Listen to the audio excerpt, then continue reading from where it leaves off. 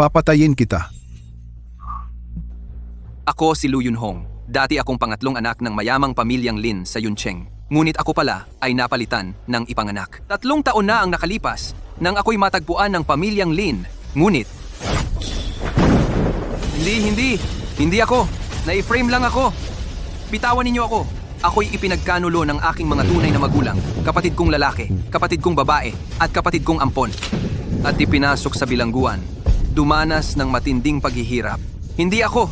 Na-frame lang ako. Hindi ako.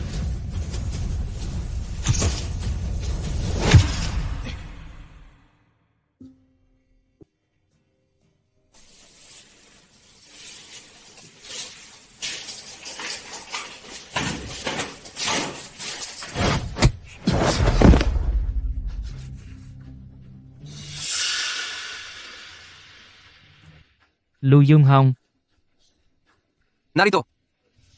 maaari ka nang lumabas ngayon.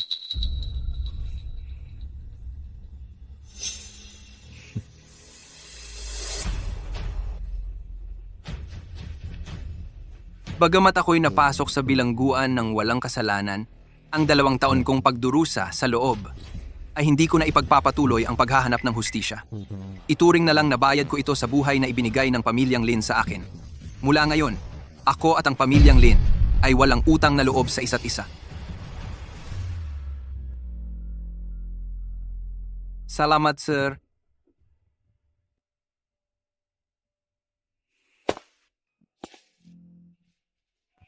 Nakalaya na ako. Dapat ko na ring bumalik sa aking mga ampon na magulang na nag-aruga sa akin sa loob ng 19 na taon upang maglingkod sa kanila. Yunhong, Sa wakas tumawag ka rin. Yunhong, namimiss ka na naming mag-asawa. Ma, ate, namimiss ko rin kayo. Bunso, sa loob ng 2 taon, isang email lang ang ipinadala mo. Bakit hindi ka man lang tumawag? At hindi mo kami pinapayagang makipag-ugnayan sa iyo? Kumusta ka naman sa 2 taong iyon? Pama, nabayaran ko na ang utang na loob sa pamilyang Lin. Gusto ko nang bumalik sa pamilyang Lu. Pwede ba? Yunhong, ikaw magpakailanman ang panganay na anak ng aming pamilyang Lu. Ang pintuan ng aming tahanan ay laging nakabukas para sa iyo. Pupunta na ako ngayon sa Yuncheng para sunduin ka. Aayusin ko na ang aming pribadong eroplano. Siya.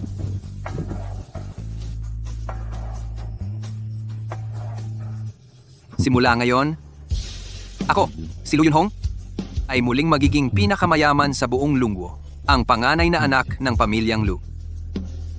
Ako at ang pamilyang Lin ay wala ng anumang koneksyon.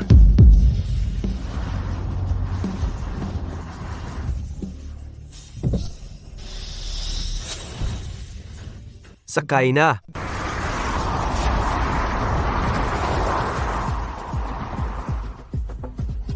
Haurang. Bagalan mo ng konti. Delikado ito. Probinsyanong ignorante. Ano ba alam mo?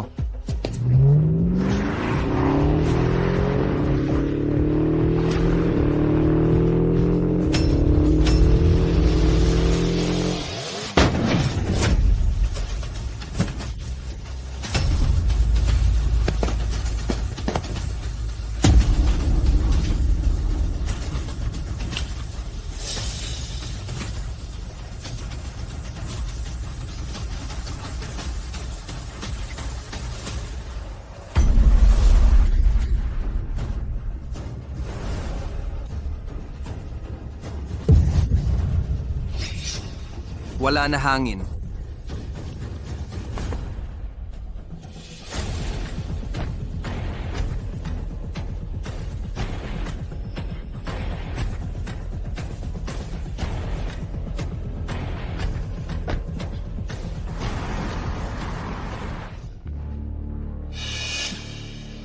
Kuya, ano nangyari? Kinilabutan ako. Si Third Kuya, nakapatay ng tao.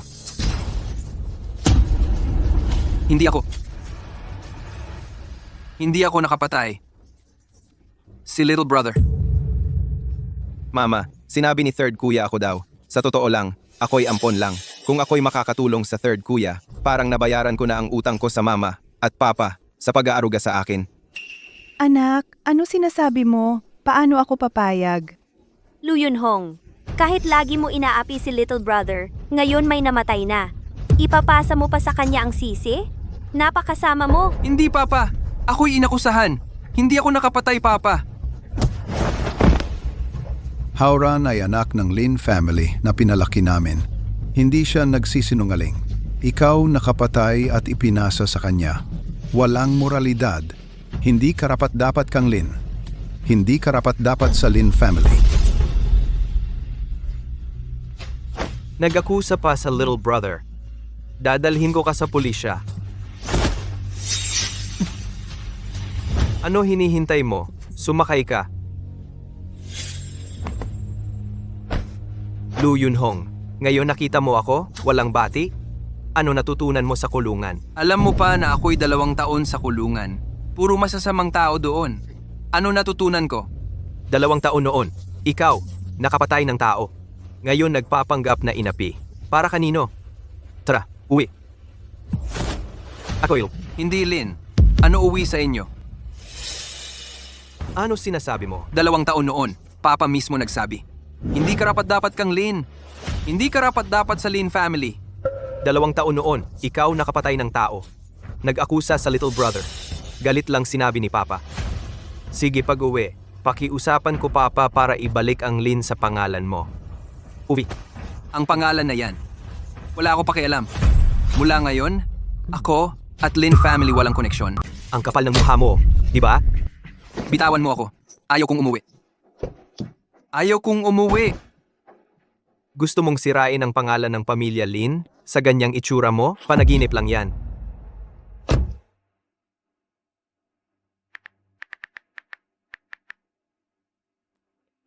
May gagawin muna ako sa bahay ng mga Lin. Pasensya na.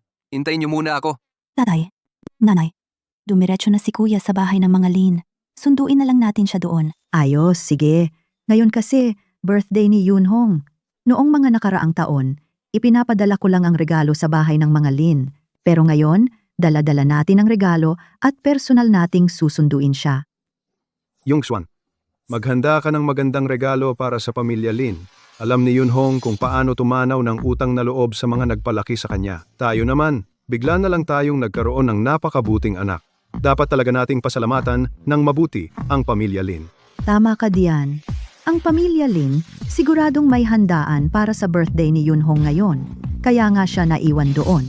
Ang regalo nating dalhin, hindi pwedeng pangkaraniwan lang. Baka naman mapahiya ang ating minamahal na anak sa harap ng mga bisita. Tatay, nanay, ako na ang bahala. Huwag kayong mag-alala. Sige, puntahan na natin si Yunhong. Tara, sunduin na natin si Yunhong. Tara na.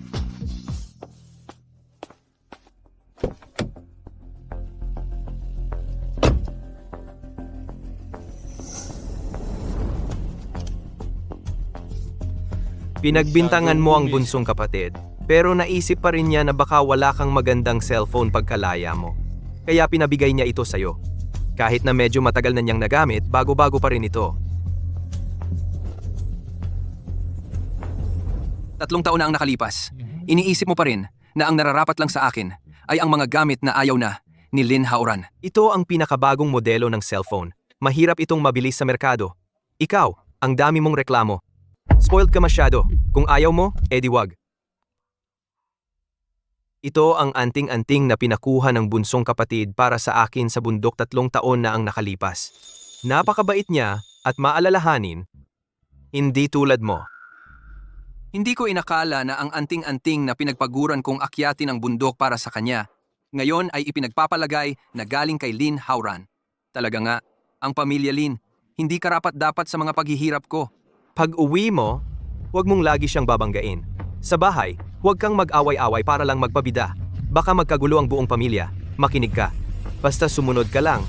Ang pamilya Lin, hindi ka pababayaan.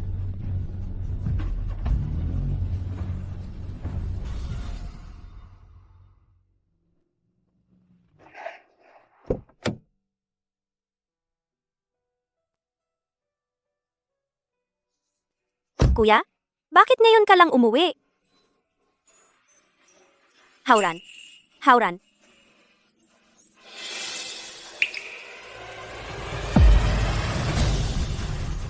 Lu Yunhong. Bakit nakalabas ka? Kuya, hindi ba't pupunta ka sa gym para sunduin si Bunso? Nauna nang umuwi si Bunso. Sakto ngayon, nakalaya na si Yunhong. Kaya sinabay ko na siyang isinundo. Mukhang si Second Miss Lin ay ayaw akong makalaya. Hindi naman. Miss mo rin naman si ate. Ngayong gabi, may napakagandang handaan. Mauna ka na sa taas at mag-ayos-ayos. Maghanda ka. Tandaan, magbihis ka ng disente. Ate, ito ay espesyal kong ipinagawa para sa iyo bilang regalo sa kaarawan mo. Sana magustuhan mo. Salamat. Ate, maligayang kaarawan. Salamat, Bunso. Naway laging maganda ang ate. Salamat. Gustong-gusto ko ito. O nga pala, may regalo rin ng ate para sa iyo. Wow, ito ang paborito kong Sea Blue Star na relo. Salamat ate.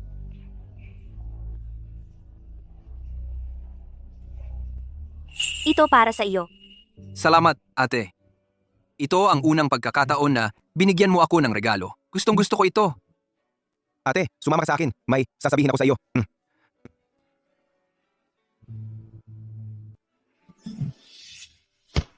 Second Miss Lin, huwag ka nang magpanggap. Oy, Ikaw.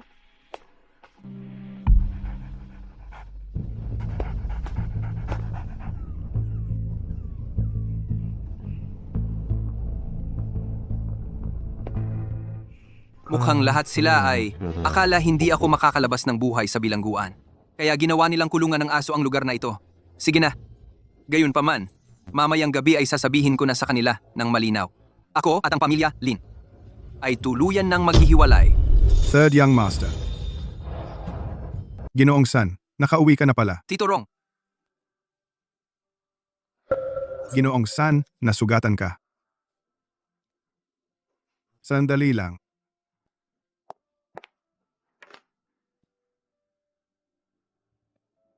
sa bahay na ito, ikaw lang, Tito Rong, ang tunay na nagmamahal sa akin. Ginoong San, nasugatan ang katawan mo. Kailangang mag-ingat, huwag masyadong mabasa. Tito Rong, sa mga nakaraang taon, kamusta ka na? Ginoong, ayos lang ako. Ikaw nga, ikaw ang tunay na anak ng pamilyang Lin. Pero mas masahol pa ang buhay mo kaysa sa isang katulong ko. Ngayon nakulong ka pa. Paano na ang kinabukasan mo? Tito Rong, ayos lang ako. Sa hinaharap, magiging mas maayos ako. Ginoong San, sa hinaharap. Kailangan mong sumunod ng mabuti sa Ginoong Amo at sa Ginang. Huwag mo nang guluhin si Ginoong Si. 2 taon kang wala. Si Ginoong Si ay nakuha pa ang pagtingin ng mayamang pamilyang Lu sa Yangcheng, kaya lalo siyang pinahahalagahan ng Ginoong Amo at ng Ginang. Ang mayamang pamilya sa Yangcheng? Pamilyang Lu? Sa 2 taon, tuwing kaarawan ni Ginoong Si, maraming regalo ang ipinadadala ng pamilyang Lu. Ayon sa Ginang sa Ginoong Amo, tiyak na dahil si Ginoong Si noong nasa Yang University, napakagaling ng mga grado, kaya napansin siya ng Pangulo ng Universidad na si Lu Wenhua, ang mayamang tao sa Yangcheng. Dapat sa iyo, Ginoong San, ang lahat ng ito. Sana noon pa, hindi ka napalitan. Tama. Sa akin talaga dapat ang lahat ng ito. Magkaaraw raw kami ng kaarawan ni Lin Hauran. Tiyak na regalo sa akin iyon ng mga magulang ko, na angkin lang ni Lin Hauran. Tio Rong, sabihin mo kay Lu Yunhong na pumunta na agad sa bulwagan. Magsisimula na ang handaan para sa kaarawan. Sige po, pangunahing Ginoo. Isasama ko na po ang pangatlong Ginoo. Pangatlong Ginoo. Ang handaan para sa kaarawan ngayon, ang amo at ang misis, ilang araw nang naghahanda. Napakagrandi ng selebrasyon. Kayo at ang pang-apat na Ginoo, magkaaro rin ng kaarawan. Malamang, ang amo at ang misis, may sorpresa rin para sa inyo. Maghanda-handa po kayo. Siguradong matutuwa ang amo at ang misis kapag nakita kayo.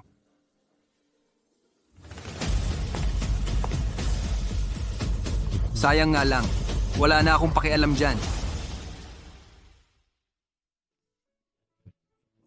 Ginoo at Ginang Lin. Ang swerte-swerte ninyo talaga. 3 anak, lahat ay mga ulirang lalaki, lalo na si Ginoong Hauran. Balita ko, kahit ang pinakamayamang pamilya sa Yangcheng, ang mga Lu, ay napapansin siya. Taon-taon, ang pamilyang Lu ay nagbibigay kay Ginoong Hauran ng mamahaling regalo sa kaarawan. Ngayon ay 22 kaarawan ni Ginoong Hauran, ang unang taon niya sa lipunan. Ano kaya ang sorpresang ipadadala ng mga Lu?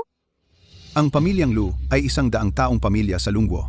Anuman ang kanilang ipadalang regalo, iyon ay pagpapahalaga sa aming pamilyang Lin at kay Hauran. Taos puso kaming nagpapasalamat. Mamayang gabi, dito mismo, personal kong pasasalamatan si Chairman Lu. Ano? Pupunta rin pala ang pinakamayamang Lu, mamayang gabi? Ang pinakamayamang Lu, mamayang gabi ay magbibigay kay Haoran ng regalo para sa kanyang ika-22 kaarawan. Iyan ay napakalaking karangalan. Narito na ba si Ginoong Hauran? Hindi na ako makapaghintay na batiin siya. Narito na si Ginoong Hauran.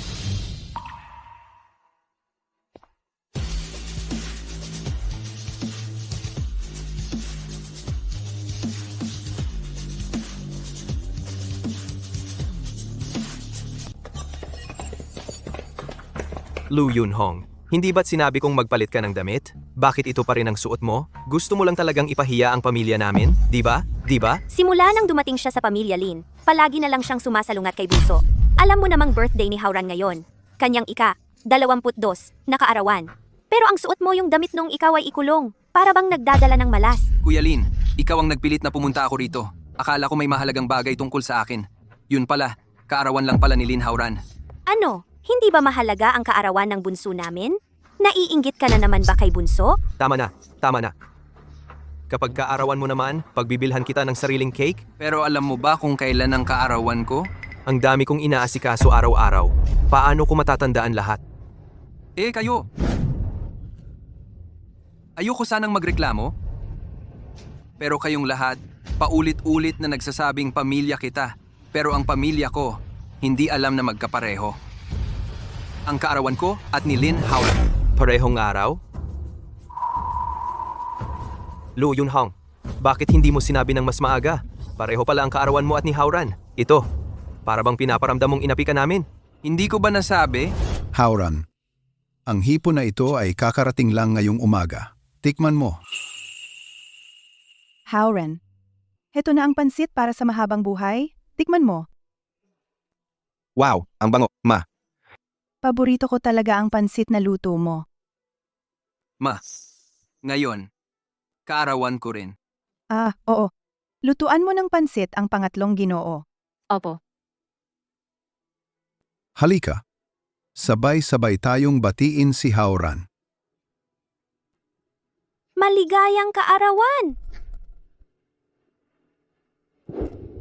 Nakalimutan lang naman ang kaarawan mo. Kailangan bang gawing malaking issue? Yunhong, dahil alam mong kaarawan mo ngayon, dapat ay nag-ayos ka muna bago pumunta. Magayos, ang suot kong damit na ito ay yung binigay sa akin ng tagapangasiwa noong unang punta ko sa inyong pamilya Lin. Ang pamilya ninyong Lin ay hindi kailanman nagbigay sa akin ng kahit isang damit. Paano ako mag-aayos?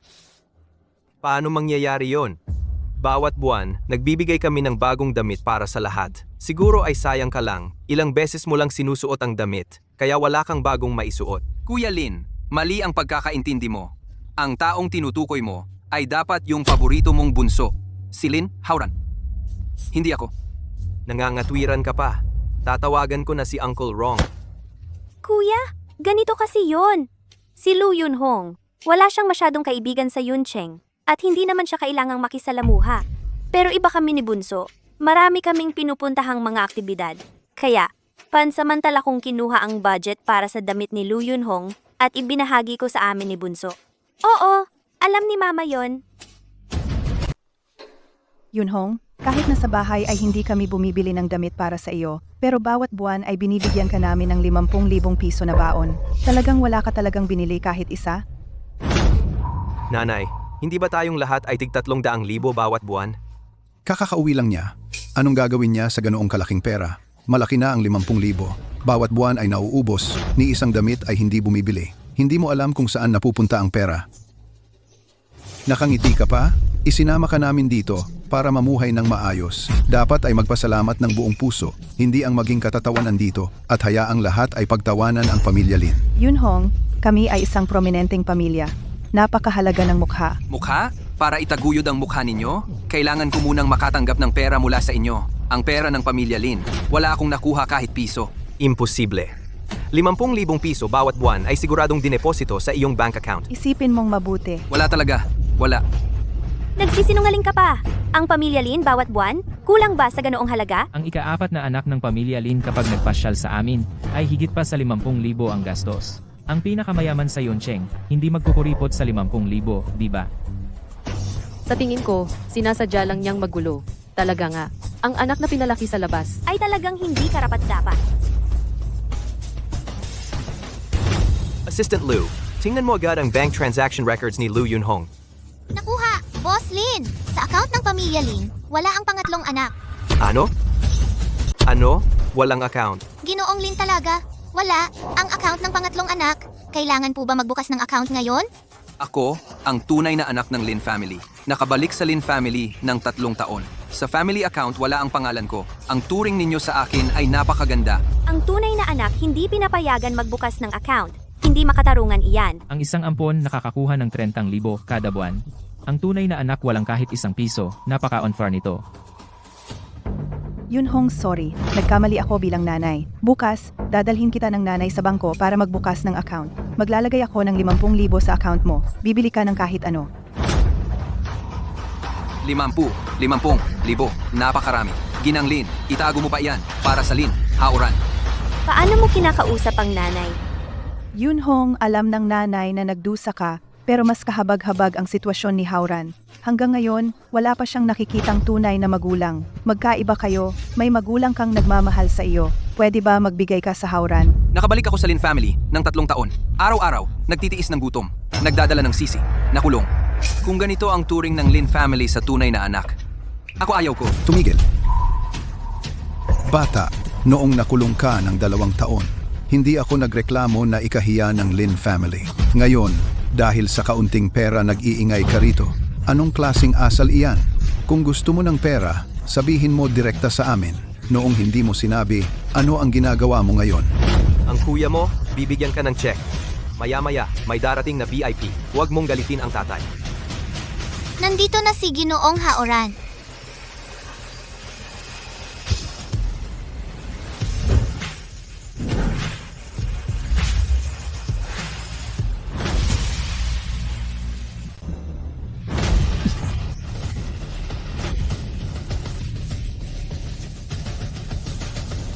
Lu Yunhong. Nangaapi ka na naman sa bunso, no? Hauran, ayos ka lang ba? Hauran, hindi ka ba nasaktan? Ang sakit! Lu Yunhong, alam mo namang espesyal na araw ngayon ng bunso. Sinadya mo pa siyang saktan. Huwag kang magpakalabis. Walang utang na loob. Mag-sorry ka. Mag-sorry ka nga. Magsusorry.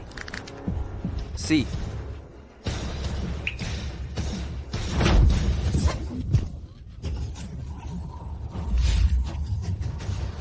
Pasensya na, ayos ba?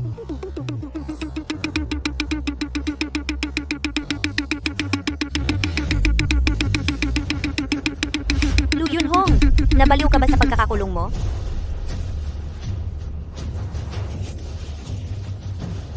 Walang utang na loob. Tingnan mo kung paano kita pagbabayarin. Ako. Mahal, Yunhong, alam ni nanay na naagrabyado ka, pero sobra ka naman talaga. Mag-sorry ka na kay Hauran. Nay naman, masyado mo siyang pinagtatanggol. Lu Yunhong, kailangan mong lumuhod at humingi ng tawad kay Hauran. Magsisimula na ang birthday party. Sa ginawa mo, kapag dumating na si G. Lu, akala niya ang pamilya natin ay walang modo. Nay, okay lang kahit na ano ako, pero nadumihan ang damit ko. Espesyal itong inihanda para salubungin si Chairman Lu. Ngayon, nadumihan ito ni Kuya. Ano na ang gagawin natin? Huwag kang mag-alala. Pabili agad si nanay sa Lin's Department Store ng pinakabagong suit para sa'yo. Huwag kang malungkot, bunso. Kapag dumating na si Chairman Lu, malulungkot si Ginang Lu kapag nakita ka. Lin Hauran. Ibig mong sabihin, ang pinakamayaman sa Yangcheng, ang pangulo ng pamilyang Lu na si Lu Wenhua, ang mismong darating para sa birthday mo, maghanda ng regalo, mag-aalala si Ginang Lu sa'yo.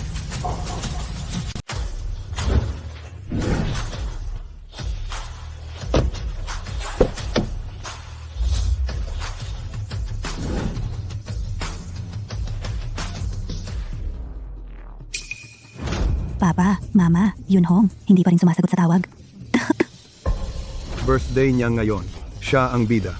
Siguradong lahat ay abala sa kanya. Saan siya may oras para sumagot sa tawag? Diretso na tayong pumasok para mabigyan natin siya ng sorpresa. Bilisan mo, umalis na tayo. Namimiss ko na siya. Kuya, huwag mo na akong sasaktan. Lu Yunhong, tama ang sinabi mo. Ang mga bisita na inimbita namin ay ang pamilya ni Chairman Lu. Pinapayuhan kita na ngayon din ay lumuhod ka at humingi ng tawad sa bunsong kapatid. Kung hindi Kung hindi ano? Kung hindi, palalayasin ninyo ako sa pamilya Lin. Ngayong araw, kahit hindi ninyo ako palayasin sa pamilya Lin, gusto kong putulin ang relasyon sa inyong pamilya Lin. Putulin ang relasyon? Masamang tao ka. Naglakas loob kang banggitin ang paghihiwalay? Yunhong, kailangan mo bang saktan ang puso ni Mama? Paghihiwalay? Kakalabas mo lang sa bilangguan? Bukod sa pamilya Lin? Saan ka pa pupunta? Saan pupunta? Hindi na kailangang mag-abala ang tita. Tita, Yunhong, ikaw. Lu Yunhong, may konsensya ka pa ba? Ganyan ka makipag-usap kay mama? Kuya, papa, mama, kuya. Tiyak na dahil ako ang humawak sa posisyon bilang binata ng pamilya Lin, kaya siya nagwawala. Kuya, wag ka nang magwala. Ako ang dapat umalis. Bunso, akala mo ba talagang gusto niyang putulin ang relasyon sa atin? Malinaw na ginagamit lang niya ang paghihiwalay para manginis ng tao? Kuya, bakit mo ginagawa ito? Walang utang na loob. Lu Yunhong, hindi mo ba gustong putulin ang relasyon sa aming pamilya Lin? Kung gayon, ibalik mo ang lahat ng gamit ng pamilya Lin sa iyo. Ang mga ito. Hubarin mo! Hubarin! Hindi mo kayang hubarin? Ikaw ba ay hindi kayang maghubad? O ayaw mong bitawan ang kayamanan at karangyaan ng pamilya Lin? Ang cute mo naman. Wala kang utak. Panandali ang pagwawala lang ito. Isang panakot para mang-intimidate. Lu Yunhong, kung ayaw mong umalis, lumuhod ka lang ngayon at humingi ng tawad sa bunsong kapatid. Yunhong, bilisan mo, humingi ka ng tawad. Kapag naging matagumpay si Hao Yu sa hinaharap, maaari ka pa ring umasa sa kanya. Si,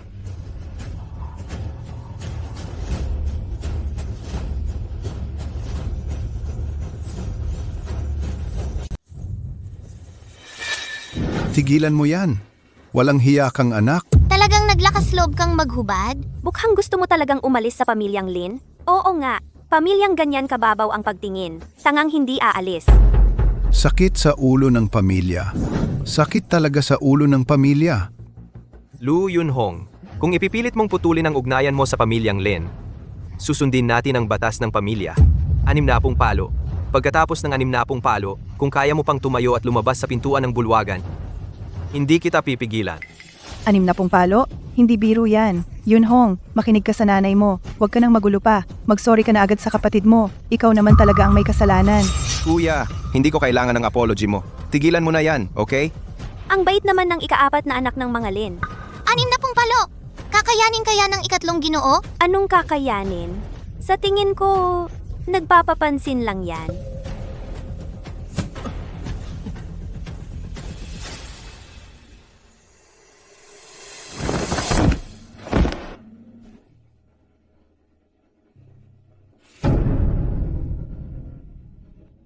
simulan na. Ngayong araw na ito, talagang aalis ako sa pamilyang Lin. Ikaw, Yunhong. Yunhong, tumayo ka na. Ihanda ang parusa ng pamilya.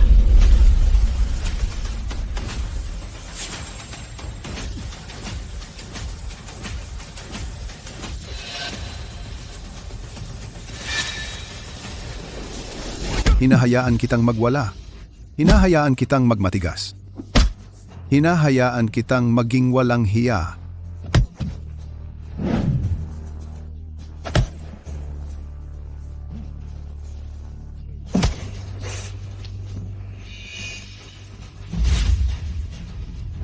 Huwag nang paluin. Umalis ka diyan. Aminin mo na ang pagkakamali mo. Gusto mo bang mamatay ako sa galit? Umalis ka. Hinahayaan kitang maghiwalay sa pamilya. Naghihintay pa sa akin sina Papa, Mama at Ate. Pupunta ako sa kanila. Inay, kasalanan ko ito. Hayaan ninyo akong magdusa para kay kuya. Anak, alam ni Kuya ang kabutihan ng loob mo. Lu Yunhong, aminin mo na ang pagkakamali mo. Kung mananatili ka ngayon, baka tanggapin ka pa ng pamilya namin. Tay, wag mo na siyang paluin. Yunhong, aminin mo na. Tay, kahit hindi magsisi si kuya, sanay na rin naman ako. Wag mo na siyang saktan. Pakiusap. Yunhong anak, pakiusap. Aminin mo na ang pagkakamali mo. Lu Yunhong, ganyan ka ba katigas ang ulo? Mamamatay ka ba kung humingi ka ng tawad? Gusto mo talagang mapalo? Aaminin mo ba ang pagkakamali mo? Aaminin mo ba ang pagkakamali mo? Narito na ang pamilya Lu mula sa Yangcheng.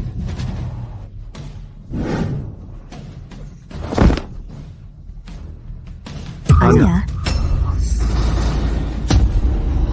ang Lu family ng Yang Cheng para sa binata ng Lin family 22nd birthday gift. Isang courtyard house sa Yang Cheng Hefu, isang villa sa Yang Cheng, isang top-class sports car, isang blue diamond watch, Master Dana, isang tailored suit, isang Lu family black gold card. Ang malaki ng handa ng Lu family. Ang Lu Family Black Gold Card. Sa kasaysayan, tanging ang mga Lu lamang ang mayroon. Ito ang unang pagkakataon ibinigay sa taong hindi Lu. Mukhang ang Lu family, sa fourth young master ng Lin family, ay talagang pinahahalagahan. Ginoong Lin at Ginang Lin ay nagkaroon ng magandang anak. Ang Lu family ay ganito ang pagpapahalaga sa akin? Mga tao, dalhin siya. Babayaran mo ito sa susunod.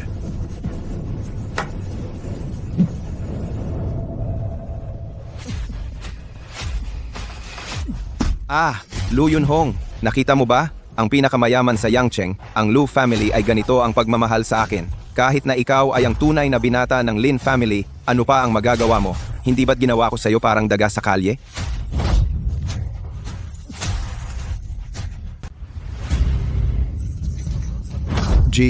Luho, sa abala ng iyong schedule, pumunta ka mismo sa birthday ng anak ko. Ito ay talagang malaking karangalan para sa aming pamilya. Walang anuman, Lin. Napakagaling ninyong magpalaki ng anak, napakahusay ng inyong anak. Swerte ng pamilya Lin, karagdagan pa, swerte rin ng aming pamilya.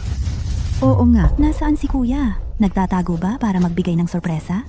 Nandito rin si Gieneng. Lu Yunshuan ng pamilya Lu. Baka naman gusto ng pamilya Lu kay panganay o ika-4 na anak ng pamilya Lin. Gustong magpakasal. Sigang, Lu, 26 na taon na siya ngayon, di ba? Nasaan ang birthday celebrant? Nandito siya. Kumusta po, GNAG? Lu, maraming salamat sa mga regalo ninyo sa nakaraang 3 taon. Ang bawat regalo tuwing birthday ko, gusto ko talaga ang bawat regalo. Regalo?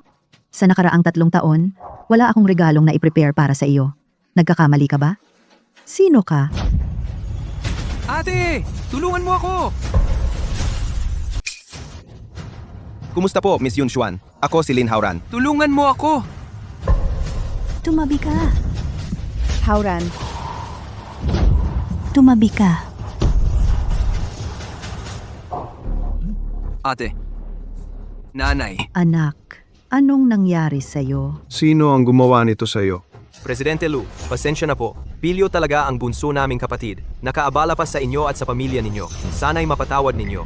Ano ba ang nangyayari sa pamilya Lu? Bakit parang napaka-importante ng isang presong kakalabas lang sa kanila? Chairman Lin, bakit hindi pa ninyo ikulong ang baliw na yan? Baka makaistorbo pa kay Presidente Lu. Sino ang mag-aabala sa kanya?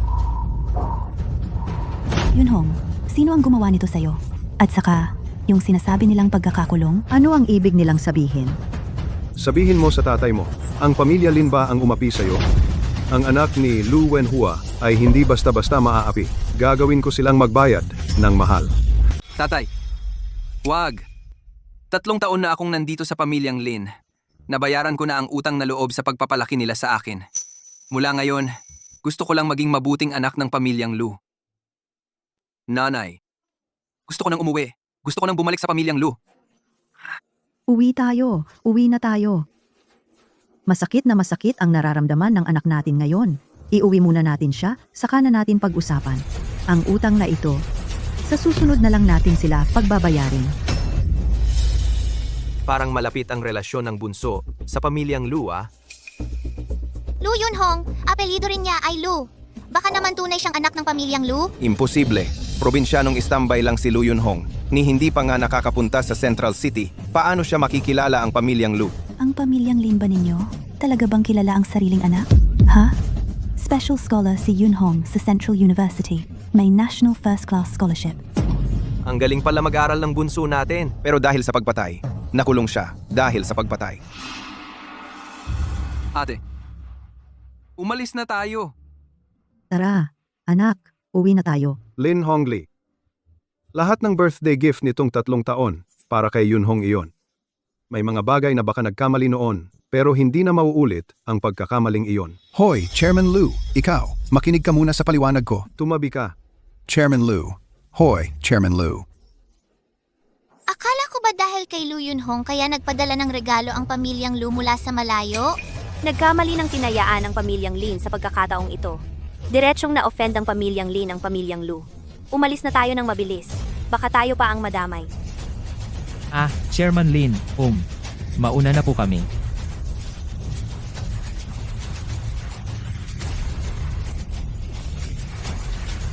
Tatay, Hindi ko inakalang napakagaling pala ng bunso. Ang antas ng scholarship niya, mas mataas pa kaysa kay kuya. Kung hindi siya nakakulong noon, malamang kasing galing na niya ngayon si kuya. Tatay, baka naman pumunta tayo sa pamilya Lu para sunduin si bunso. Anong sundo-sundo diyan? Si Lu Yunhong, dahil nakulong noon, nakakahiya sa pamilya Lin. Ngayon, pinutol ko na ang relasyon natin sa pamilya Lu. Dapat noon ko pa siya pinalayas. Pero tatay, si bunso, kuya, bagamat mahilig sa pera si Ji Lu, nang banggitin ko na nakulong si Lu Yunhong, nabago ang mukha niya. Tama. Sino bang hindi maiinis? Sino bang hindi maiinis sa isang masamang tao? Sa tingin ko, dahil maraming tao kanina, kaya hindi siya nagpakita ng galit. Pagkalipas ng ilang araw, si Lu Yunhong na ito ay tiyak na babalik at luluhod para magmakaawang tanggapin natin siya. Sa oras na iyon, ipapakita ko sa kanya kung sino ako. Hauran, salamat sa pagpapaalala mo. Bagamat anak ko si Yunhong, inaasahan ko rin na siya'y maging matuwid at marangal. Ang tagumpay na nakamit sa pamamagitan ng panloloko ay hindi magtatagal. Sana, kapag siya'y bumalik, maunawaan niya ito. Nanay, tiyak na mauunawaan ni Third Kuya ang iyong mabuting hangarin. Lu Yunhong, mangahas kang guluhin ang birthday party ko. Hindi kita patatawarin.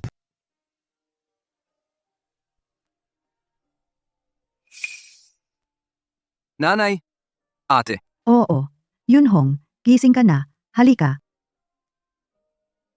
Anak, ngayon lang nalaman ng nanay mo, sa loob ng 3 taon, napakaraming hirap na dinanas mo, at dahil sa mga Lin, nakulong ka pa. Bakit hindi mo kaagad sinabi sa nanay mo? nanay. Bakit hindi mo ko tinanong? Agad-agad na alam mo na ako'y biktima? Anak ko, anak mo ako. Hindi ba ako kilala ng nanay mo? Paano mo magagawa ang mga bagay na makakasakit sa iba? Oo nga, Yunhong, ako at tatay ay naniniwala rin sa iyo.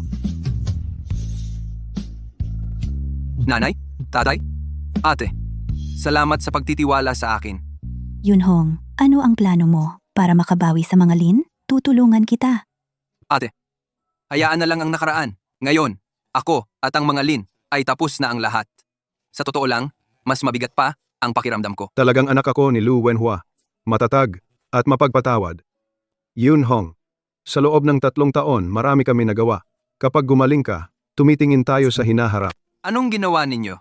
May inihanda si Papa para sa iyo. Mga stock fund at iba pa. Milyon-milyon ang daloy ng pera araw-araw para gawin mong baon. Milyon-milyon ang baon? At ako rin, nagtatag ako ng ilang kumpanya para sa iyo. At isa sa mga iyon ay isang entertainment company. Gusto mo ba ng mga sexy o yung mga dalagang mahinhin? Pumili ka lang. Ate, Ano? Mag-ingat ka. ano pong sinasabi ni ate? 22 taong gulang pa lang ako. Ikaw, umalis ka dyan. Huwag mong ibaboy ang kapatid mo. Pero ang 22 taon ay hindi na rin bata. Nanay, nitong 3 taon ay naghanap ako para sa iyo ng maraming girlfriend. Yung anak ng pamilyang Su. Teka, tigil. Alam kong marami kayong inihanda para sa akin, pero gusto ko munang bumalik sa Yangda para tingnan. Ha? Iniisip mo pa rin ang proyekto ng maternal robot? Sa tingin ko, ang artificial intelligence ay may malaking potensyal, kaya gusto kong pag-aralan ng mabuti. Sige, ang Maternal Robot Research Center ay pinondohan ng pamilya natin, kaya kampante ako sa pagbalik mo. Mag-apply ako bukas. Anong aplikasyon pa? Isang tawag lang yan. Ate, gusto kong umasa sa sarili kong kakayahan. Sige. Susundin ko ang gusto ng bunso kong kapatid. Magpahinga ka ng mabuti. See ya. Aalis muna si nanay. See.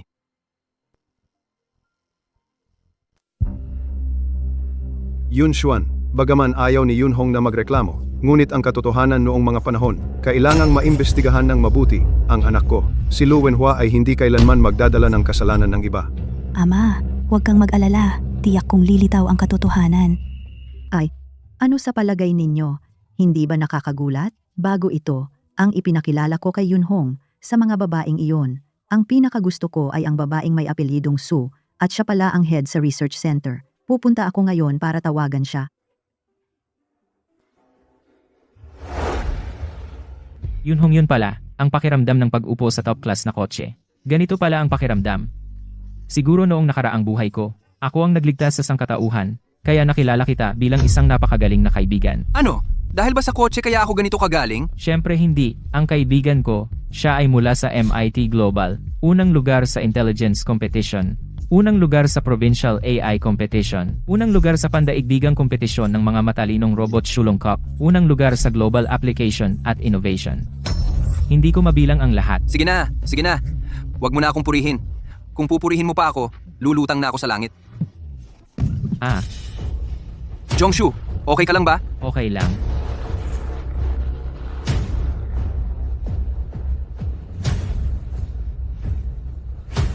Titingnan ko kung sinong walang mata, ang mga has na bumangga, sa mamahaling kotse ni Young Master Lu.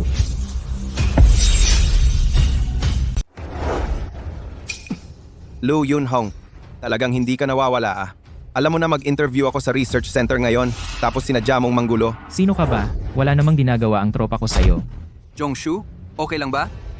Okay lang. Lu Yunhong, huwag mong isipin na dahil may backing ng mga Lu, makakaangat ka agad. Kapag successful ang interview ko ngayon, makukuha ko ang head ng research center, Su Linyue.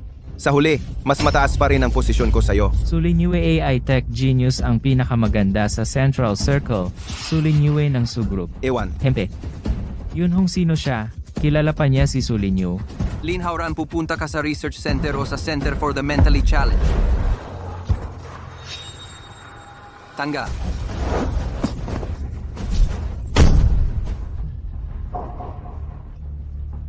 Brod, okay lang? nag-comment lang ako ng konti sa third brother para umuwi na siya agad at huwag magalit ang mga parents. Agad-agad nananakit siya. Lu Yunhong, nangapi ka ulit sa broad, no? Sabi ko, parang hangin lang ang dumadaan sa mga mata mo, puro hangin ang laman, hindi mo ba nakita na siya ang unang ng asar, kayong dalawa ang nakabangga? Kayo ang may kasalanan. Kuya, kaya pala si third brother, naghihikahos sa pera. Naghihikahos? Lu Yunhong, hindi ba't kakagaling mo lang sa birthday party at sinundo ka ng pamilya Lu? Bakit? Hindi mo ba naipit ang hita mo? Yunhong, kailangan pa bang magpalapad ng hita sa pamilya Lu? May topak ba kayo? Kung nakapalapad ako ng hita o hindi sa pamilya Lu, hindi mo na kailangang pakialaman. Lin Hauran, binangga mo ang kotse ko, kaya dapat kang magbayad. Ang kotse kong ito, 10 milyon ang halaga, at ang pagpapagawa, kahit 1 milyon ang gastos. Bayaran mo. 1 milyon? 10 milyon ang halaga ng kotse mong ito? Hindi kaya hiniram mo lang yan kung saan-saan para mang-isa ng tao? Kuya, kasalanan ko lahat. Kung hindi dahil sa pagpapalit sa akin noong bata pa, kaya galit na galit sa akin si third brother, hindi sana nangyari ito. Hauran, paano naging kasalanan mo ito? Lu Yunhong, ngayon, huwag kang mag-asa na makakuha ng kahit piso mula sa akin. Ang aming pamilyang Lin, hindi magpapaapi sa mga tulad mong mangonggotong at manloloko. Si.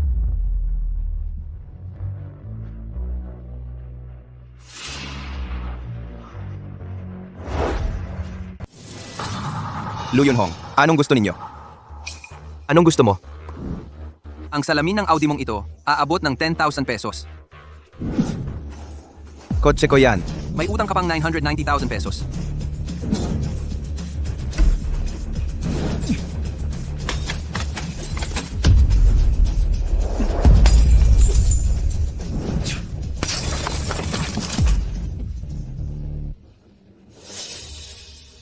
May utang ka pang 500,000 pesos sa akin. Kahit gibain ko ang sira-sira mong Audi na ito, hindi pa rin sasapat para sa bayad sa pag-aayos ko. Ano sa tingin mo ang dapat gawin? Yunhong, tama na ang kalokohan mo. Nag-iinarte ako? Kung hindi ninyo ako babayaran, wala akong magagawa kundi kumuha ng ibang bagay para mabawi. Inarte ba yon? Huwag nang mag-aksaya ng salita sa kanya. Tingnan mo ang relos niya. Mukhang mahal yan. Anong gusto ninyong gawin?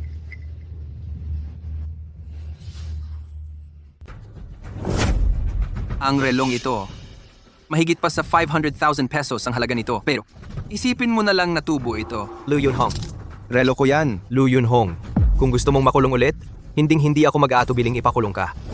Ibalik mo sa akin. Babayaran ko. Babayaran ko na lang, pwede ba? Ibalik mo ang relo kay Hauran.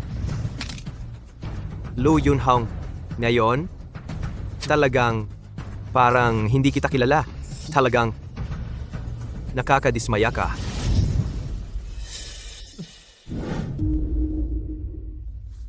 Umalis na tayo. Hauran, anong nangyari? Si kuya ang may gawa nito. Walang utang na loob. Tumigil ka. Lu Yunhong, boses ba ng tatay mo? Hindi mo naririnig? Kayong mga Lin, bingi ba ang tenga? O sira ba ang utak? Matagal na akong tumalikod sa pamilya ninyong mga Lin. Nakalimutan mo na ba?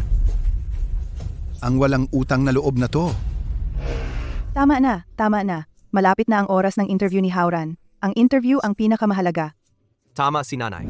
Mahalaga ang interview. Walang utang na loob. Pagkatapos nito, pag-uusapan natin to. Oo, Hauran, huwag kang kabahan. Yung pangalawang ate mo, nagtatrabaho sa research center. Tiyak na papasa ka sa interview. Hauran, sa interview mamaya, magpakita kang mabuti. Makapasok ka agad sa research center at makuha mo si Sulinye. Kapag nagkatuluyan ang mga Lin at Su, ang kahihiyan nating mga Lin sa birthday party, mababawi natin. Higit pa sa pagbawi ng dangal. Hauran, basta't matagumpay kang makapag-asawa sa pamilyang Su. Si Lu Wenhua sa hinaharap. Kapag nakita ako, kailangan niyang magpakumbaba. Tatay, nanay, kuya, alam ko na. Lu Yunhong, kapag napangasawa ko na si Su Linyue, hindi ka karapat dapat maghakot ng sapatos ko. Narinig ko, may interview ngayon.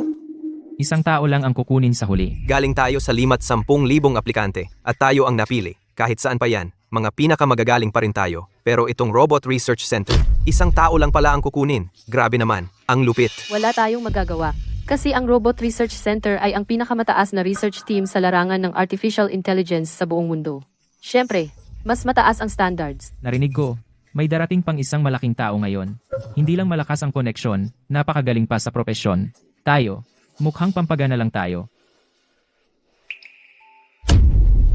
Siya ang nagtapos sa batch na ito ng Central University bilang valedictorian, si Lin Hauran. Parang nakita ko siya sa recognition ceremony sa school. Wow, ang dating siyempre siya na yung malaking tao. Boss, ang galing-galing mo na. Kailangan mo pa bang magpa-interview? Kung si boss ang magiging tanging matanggap, matatanggap ko ng buong puso ang pagkatalo. Salamat sa inyong lahat. Magagaling din naman kayong lahat.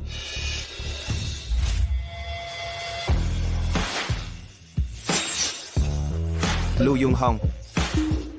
Lu Yunhong, anong ginagawa mo rito? Anong ginagawa mo rito? Ganon din ang gagawin ko.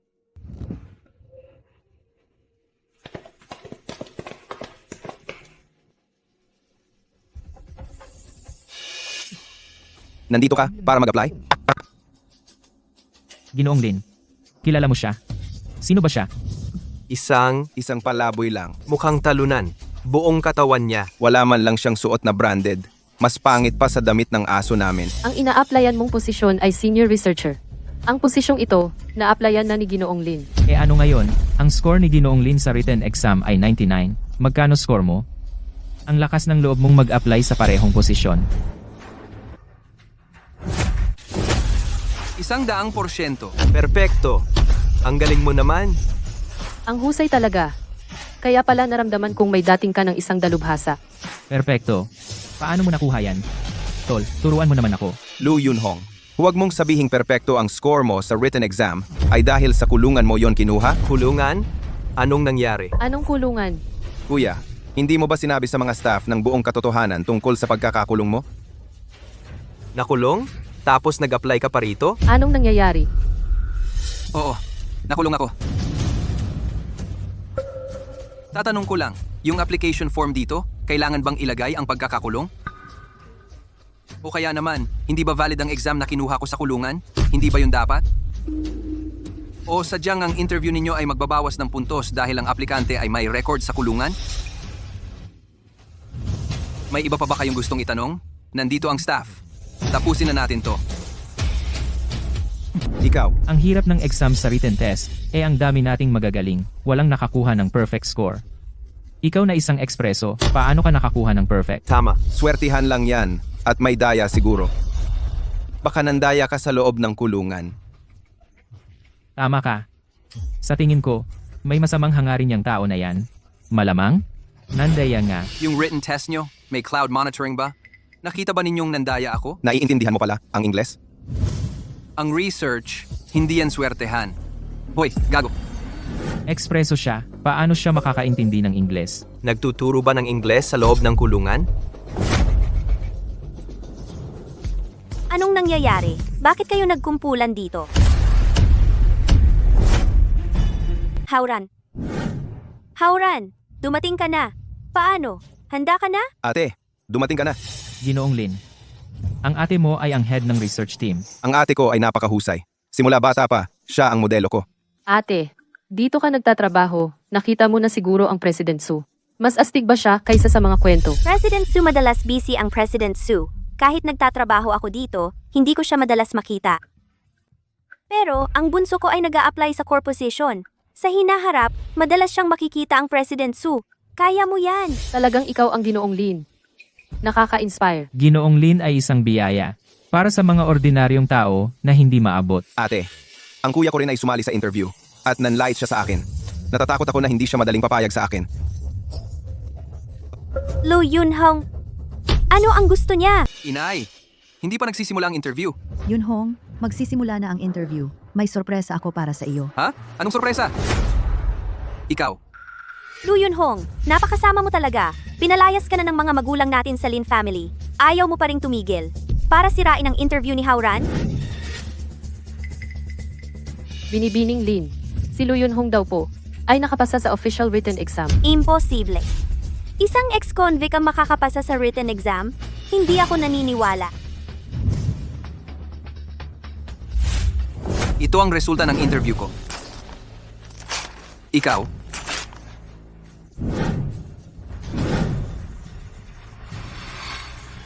Lu Yunhong, huwag mong dalhin ang mga peking datos na ito para linlangin kami.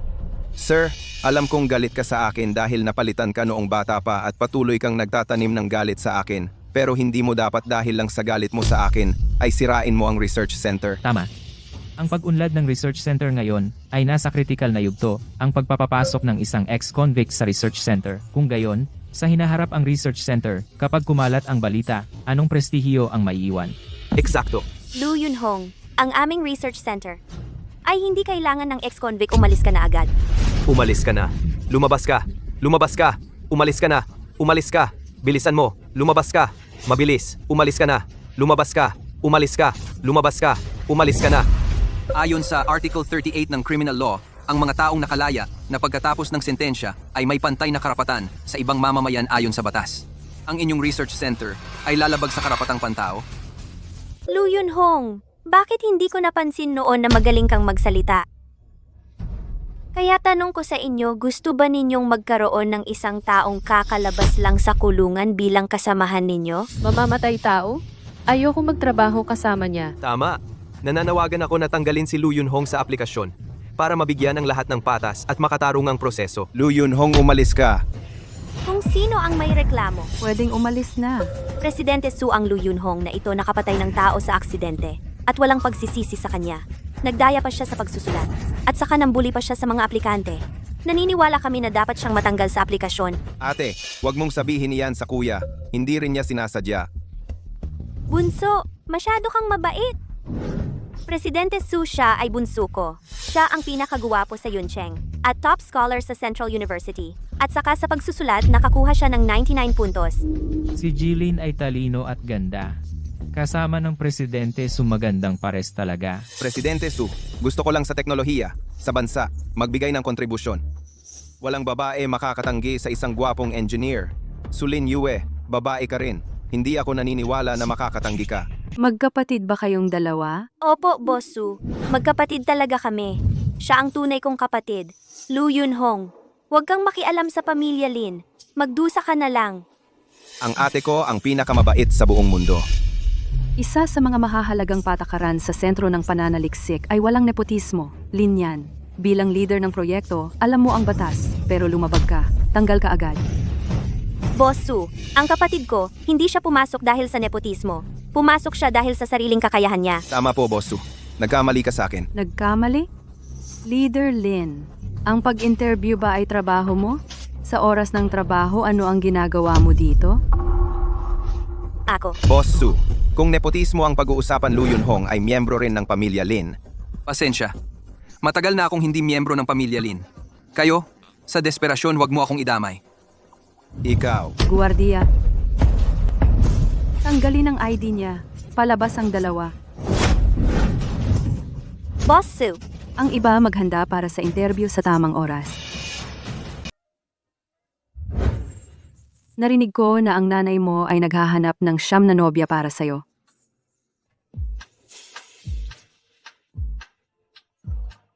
Isa ako sa kanila. Pero kumpiyansa ako na ako ang magiging tanging para sa'yo. G. Sue, wag mo naman akong biruin. Matanda na kasi ang nanay ko. Kaya, nagsasabi lang siya ng kung ano. Yunhong, hindi kita binibiro. Mula nang iligtas mo ako 10 taon na ang nakalipas. Hindi na kita nalimutan. Naku! Paano naging ganito si G? Sue, nalin lang ng nanay ko? Gigi, Sue, huli na ang oras.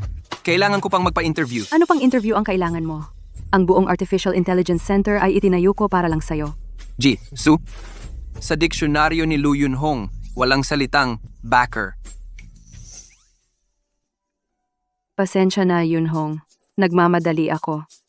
Tara, sabay tayong pumasok para sa interview. Si, Guard. Tanggalin ang ID niya. Pakiusap, samahan ninyo palabas ang dalawang ito.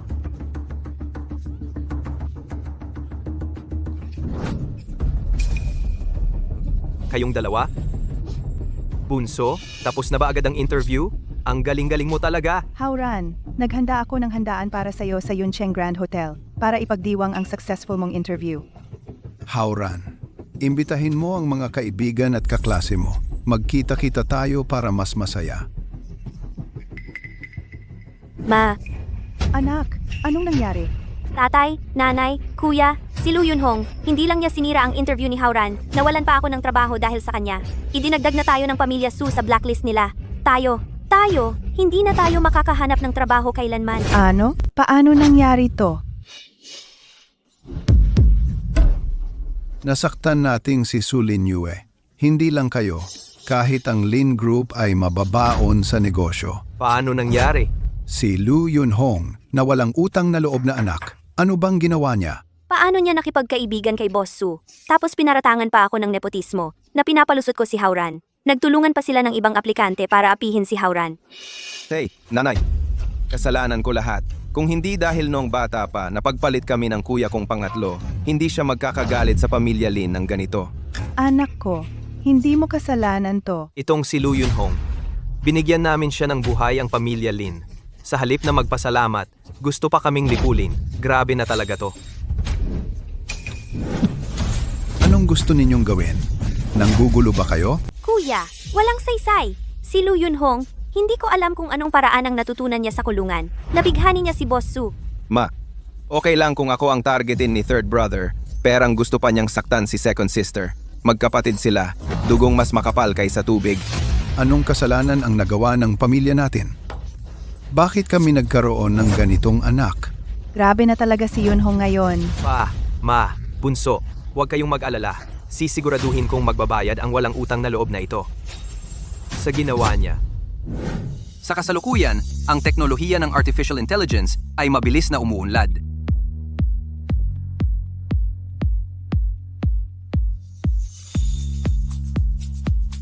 Iyan na ang aking buong sagot. Salamat sa inyong lahat. Ang galing ng sinabi mo, ang husay mo talaga. Para akong durog na durog sa'yo. Napakagaling ng taong ito. Bakit pa siya nakulong?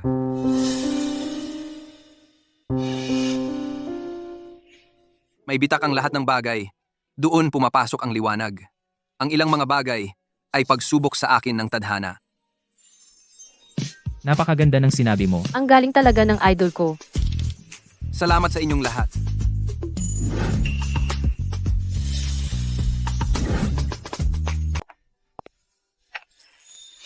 Ginoong Su, Magaling ang performance mo sa interview kanina. Hindi ko inakala na mas magaling ka pa sa inaasahan ko. Ginoong Su, sobra-sobra po ang pagpuri ninyo. Pero may pag-aalangan sila sa pagkakulong mo. Gusto mo bang imbestigahan ko ito para maliwanagan? Hayaan na ang nakaraan. Gusto kong tumingin sa hinaharap.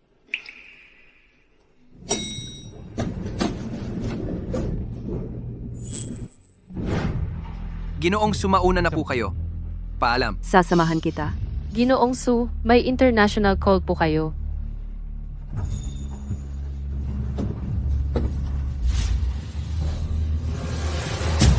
Sino kayo? Ano ang gusto ninyo? Bitawan ako!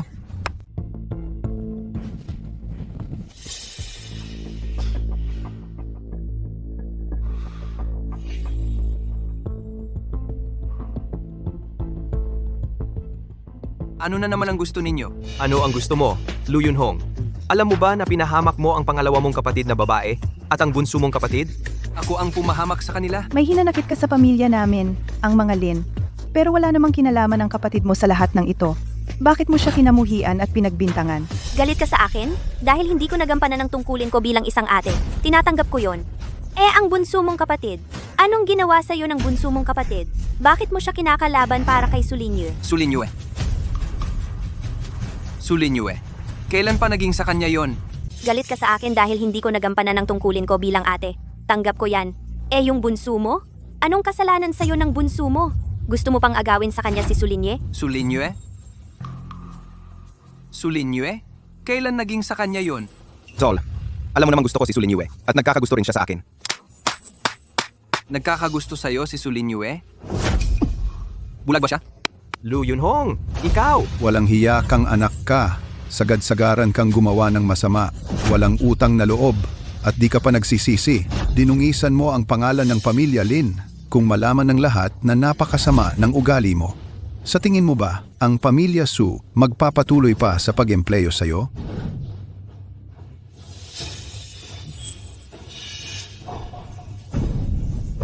Kung malalaman ng lahat ng tao na napakasama ng iyong moralidad, sa tingin mo, kukunin ka pa ba ng pamilya Su? Nanggugulo ka sa akin. Anak kita, ayokong pahirapan ka. Basta lumuhod ka sa harap ng lahat at humingi ng tawad kay Ginoong Su para maalis ang paratang kina Haoran at Lin yan. At humingi ng kapatawaran kay Ginoong Su, papatawarin ka ng aming pamilyang Lin.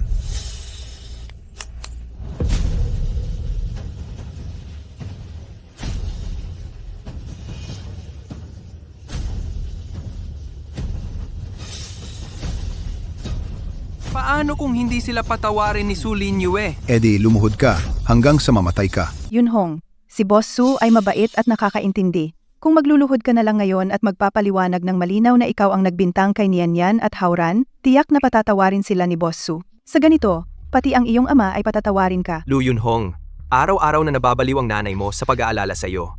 Ano ba talagang pinaglalaban mo? Nababaliw sa pag-aalala? Kayong mga Lin? Ang galing ninyong magpabango ng sariling pangalan. Ginoong Lu, parang may ibig sabihin ang sinabi ninyo.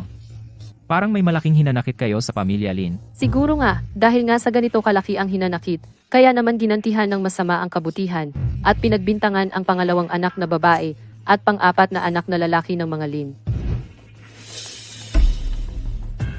Talagang halata na galing sa bilangguan. Yung tingin niya, nakakamatay. Totoo. Lu Yunhong, kung ikaw, isang bilanggo, ay gustong magpatuloy sa negosyo, hindi ka talaga makakalayo sa aming mga Lin. Ang pagpaluhod sa iyo ni tatay para humingi ng tawad ay pagbibigay sa iyo ng isang pagkakataong bumalik sa pamilya Lin. Huwag mong sasayangin ang pagkakataon. Talagang isang pagkakataon ito. Hindi pa sapat na sinira ng pamilyang Lin ang unang kalahati ng buhay ko. Gusto pa nilang sirain ang pangalan ko at sirain ang huling kalahati. Kung ganito na nga. Wala na akong dahilan para magbigay ng puwang sa peke at mapagkunwaring relasyon sa dugo. Alam mong pagkakataong ito, gawin mo na. Lumuhod ka na. Ano pang gusto ninyong itanong? Itanong nyo na. Sasagutin ko ng buong katapatan. Walang pagkukubli. Basta kayang tiisin ng pamilyang Lin. Sinong nag-utos sa'yo na tumayo habang nagsasalita? Lumuhod. Bakit hindi ka pa lumuluhod?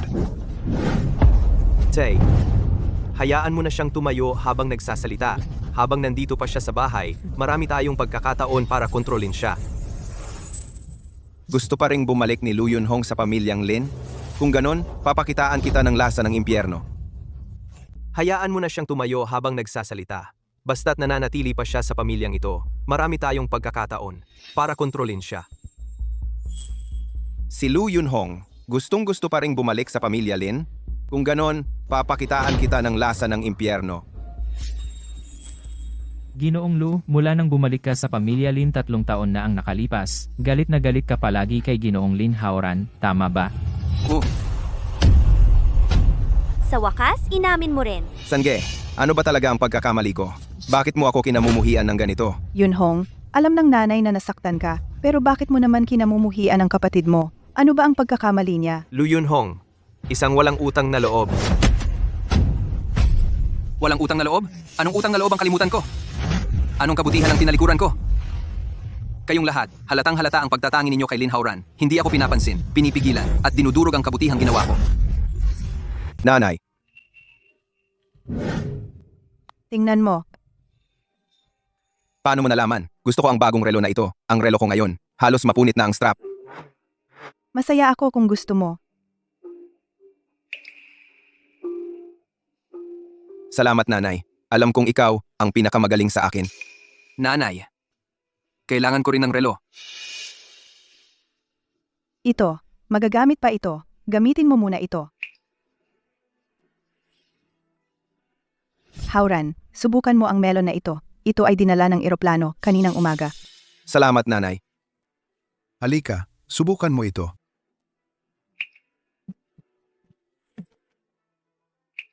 Haoran, halika, tikman mo itong melon.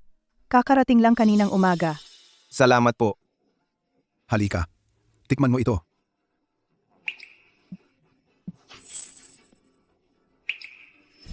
Dahil lang sa kanya, nakasama ninyo siya mula pagkabata. Sobrang pinapaboran ninyo siya.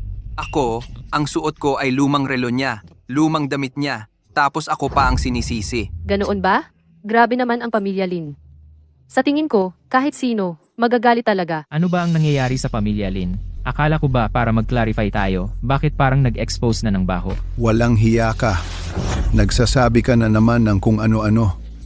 Ako, Tigil!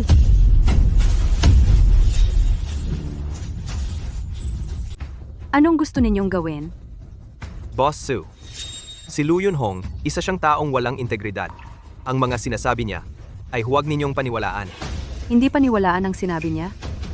Sa inyo ba ako maniniwala? Boss Su, mali po ang hinala ninyo sa akin at sa ate ko. Kanina lang, si Lu Yunhong ay umamin na mismo. Naiinggit lang siya sa akin, kaya sinadya niya akong siraan. Narinig naman ng lahat. tama po, Boss Su. Anak ko siya, kilala ko siya. Sadyang sinungaling at nakulong pa. Hindi siya angkop na magtrabaho sa inyong research center. Ganito siya magsalita tungkol sa iyo. Tunay ba siyang ama mo? Wala akong ganoong ama. Tama nga. Sino bang tunay na ama ang sisiraan ang sariling anak sa harap ng napakaraming reporter? Boss Su, ako po. Ano? Nagtuturo ka sa akin? Sino ka ba? Hindi siya karapat-dapat. Ako ba? Karapat-dapat? Su, nandito na pala ang pinuno ng pamilyang Su. Balita ko, mahigpit ang disiplina sa pamilyang Su. Lalo na kay Boss Su. Napakahigpit ng mga hinihingi sa kanya. Ang pamilyang Su, siyam na henerasyon, iisa lang ang lalaking tagapagmana. Sa henerasyong ito, si Su Linyue na lang ang nag-iisang anak na babae. Lahat ng pag-asa ng Su Group ay nakasalalay kay Boss Su. Lalo na ang kanyang pag-aasawa. Oo, narinig ko. Wala sa mga kilalang pamilya sa buong lungsod ang nakapagbigay lugod sa kanila. Totoo. Ma, pa, bakit kayo nandito? Hindi ko inakala na si Su Linyue, na matapang at determinado sa labas, sa harap ng kanyang mga magulang, ay ganito rin pala ka-gentle.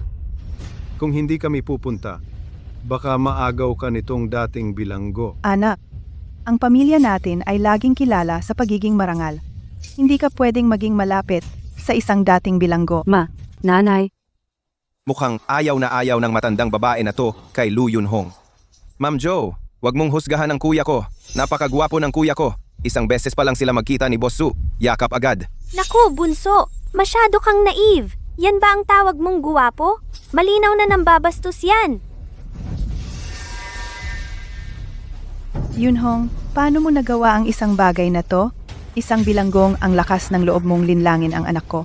Hayaan mong sabihin ko ngayon, kahit mamatay man ako, hindi ko ipapakasal ang anak ko sa isang tulad mo. Nanay, huwag kang ganyan. Iniligtas ni Yunhong ang buhay ko. Kung ganoon kataas ang standards ng pamilya Su, sa tingin ko, mas mabuting wag na lang ituloy ang kasal. Huwag kang mag-alala, Yunhong. Linyue, sa totoo lang, matagal na kitang gusto bilang magiging manugang na babae ng pamilya namin. Pero ngayon, sa ugali ng mga magulang mo, ikaw at ang anak ko ay malamang na hindi na magkakatuluyan. Anak, tatanong ko lang po, anong relasyon ninyo ni Ji, Lu Yunhong? Dien. Lu, hindi ba't si Lu Yunan lang ang anak ninyong babae? Bakit nyo tinawag na anak si Lu Yunhong? Si Lu Yunhong ay aming ampon. At siya rin ang magiging tagapagmana ng Lu Group. Naku, isang napakalaking balita ito, yung si Lu Yunhong na itinaboy ng pamilya Lin, anak lang pala ng pinakamayamang pamilya sa bansa, at tagapagmana pa ng pamilya Lu. Naku, parang na-offend na natin ang pamilya Lu. Imposible. Talagang imposible. Probinsyano lang siya, ni hindi pa nakakapunta sa Central City. Paano siya naging anak ng pamilya Lu? Ito, mali siguro ito. Tita Lu, baka hindi pa po ninyo alam. Si Lu Yunhong ay mamamatay tao. Nakulong pa nga. Oo nga, Ginang Lu. 2 taon na ang nakalipas. Nakabangga ng tao si Lu Yunhong. Nakulong din siya. Tiyak na niloloko kanya. Ginang Lu, bagamat ako ang tunay na ina ni Yunhong, pero para maiwasang magkamuli siya, sasabihin ko ng malinaw sa inyo. Si Yunhong, may problema talaga. Tama, tama. Ginang Lu, huwag ninyong pababayaan ang isang ex-convict. Nasirain ang inyong pamilyang Lu at ang daang taong magandang reputasyon nito. Ginang Lu, bagamat ako ang tunay na ina ni Yunhong, para maiwasan ang kanyang patuloy na pagkakamali, kailangan kong maging malinaw sa inyo. Si Yunhong, may problema talaga siya. Tumigil kayong lahat. Si Yunhong ay isang taong may malasakit at may paninindigan. Hoy, wala kang karapatang magsalita dito. Isa lang siyang dating preso. Anong klaseng mabuting tao pa ba yan? Ang mga pangit na mukhang ito. Yunhong, paano mo nagawa ang ganitong kalaking kalokohan? Si Lu Yunhong ay isang mamamatay tao at nakulong pa. Hey, Ginang Lu, huwag ninyong pababayaan na isang dating preso lang ang siyang magwasak sa daang taong magandang pangalan ng inyong pamilya. Lu Yunhong, ang mga paghihirap at pang-aapi, hindi mo na kailangang tiisin pa. Sinong nagsabing pumatay ang kapatid ko? Ate, Sino ang nagsabing pumatay ang kapatid ko? ate, Hindi siya. Yunhong, nitong mga nakaraang taon, ang ate mo ay patuloy na nag-iimbestiga tungkol dito. Naniniwala ako na may ibang katotohanan ito. Nandito ang mga records ng aksidente noon. Hindi salarin ng kapatid ko. At sigurado ako na ang salarin ay nandito mismo sa lugar na ito. Mrs. Lu, ano ba ang ibig mong sabihin? Noon, sa loob ng kotse, sina Yunhong at Hauran lang ang nandoon. Kung hindi siya, baka naman si Hauran. Miss Lu, may nahanap po ba kayong ebidensya? Pinag-aaralan ko pa. Nagbobola ka lang pala. kuya, ganyan ang third brother mo, nagbibinta ng walang Mukhang ang pamilya Lu ayaw lang aminin na lumaki sila ng isang mamamatay tao, kaya binabaligtad ang katotohanan. Tapos na ang kaso noon. Nililinis ng pamilya Lu ang isang mamamatay tao. Walang pakialam sa batas ng bansa. Ang mga mayaman ba ay pwedeng gumawa ng gusto nila? Chairman Lu, ano po ang masasabi ninyo sa ginawa ng inyong anak? Kakausapin niyo ba siya o palalampasin? Chairman Lu, nag-aalala po ba kayo na baka ang inyong anak na babae ay gumawa rin ng ilegal? Hindi salarin ng anak ko. Ang mga anak ng pamilya Lu ay hindi gagawa ng anumang labag sa batas. Tama. Naniniwala kaming lahat. malaki na ang nangyari. Kahit para na lang kay tatay, kay nanay, at kay ate, hindi na ako pwedeng magtago pa. Hindi ako ang pumatay. May ebidensya ako. Kuya, kung may ebidensya ka na hindi ka pumatay, bakit hindi mo inilabas noon pang 2 taon? Ngayon mo lang ilalabas? Sino ang maniniwala? Tama siya. Kung may ebidensya ka noon pa, at inilabas mo 2 taon na ang nakalipas, hindi ka sana nakulong. 2 taon na ang nakalipas. Napagbintangan ako ng pamilya nila, nawalan na ako ng pag-asa. Inisip ko, itong 2 taon sa bilangguan ay kapalit ng utang na loob ko sa kanila. Pero hindi ko inakala na gagamitin nila ito para atakihin ang pamilya namin. Hey, Ang gusto kong sabihin ngayon, lahat ng ito, ang pamilya nila, ang may kasalanan. Sila ang nagdala ng problema sa sarili nila. May ebidensya ako para patunayan na hindi ako ang dahilan ng aksidente noon. Hindi ako, kundi si Lin Hauran. Akala ko kung ano yon. Naglabas pa ng sira-sirang cellphone. Gusto mo bang sabihin na may recording ba sa cellphone na ito? Makakatunay na malinis ka noong araw? Sir, San. Ganito na lang ba ang galit mo sa akin? 2 taon na. Gusto mo pa rin akong siraan ng ganito? Lu Yunhong, ang peking recording na ito, hayaan mo muna kung magagawa o hindi. Bilang ebidensya sa korte, sinisiraan mo ang iba at gumagawa ng peking ebidensya. Illegal din yan, di ba? Gusto mo pa bang makulong? Sino ang nagsabing recording ang ebidensya ko? Hindi recording. Mukhang determinado at sigurado siya. Baka mayroon talagang malakas na ebidensya? Malaki at mayaman ang angkan ng Lu. Gusto nilang makahanap ng ebidensya. Hindi naman mahirap yon. Mahal, baka naman, talaga bang may ebidensya si Yunhong? Imposible. Hindi siya ang salarin. Baka naman. Tatay, nanay, kuya, ate. Hindi naman kayo talaga naniniwala sa sinasabi ni Lu Yunhong, di ba? Alam ko yung nangyari sa aksidente noon. Naapi si third brother. Mas mabuti pang magpiyansa ako ng 2 taon para makapaglabas siya ng sama ng loob. Howran, paano kami maniniwala sa isang dating preso? Lu Yunhong, hindi ako mag-aatubili na ipakulong ka ulit. Tumahimik ka. Hindi ko makakalimutan na ikaw mismo ang nagpakulong sa akin noon. Ikaw ang may kasalanan noon. Ako lang naman ang nagpakitang gilas sa sariling pamilya. Walang utang na loob. Huwag mong idamay si Hauran. 2 taon na ang nakalipas. Napakulong kita. Kaya ko ulit gawin ngayon. Ang pamilya ninyong Lin, lahat kayo'y bulag at pipi. Hanggang sa puntong ito, pinagkakalat ninyo si Yunhong. Magsisisi kayo. Sa ganyang ugali ng mga Lin, hindi sila naniniwala sa sinasabi ni Lu Yunhong. Lu Yunhong, malamang nagsisinungaling.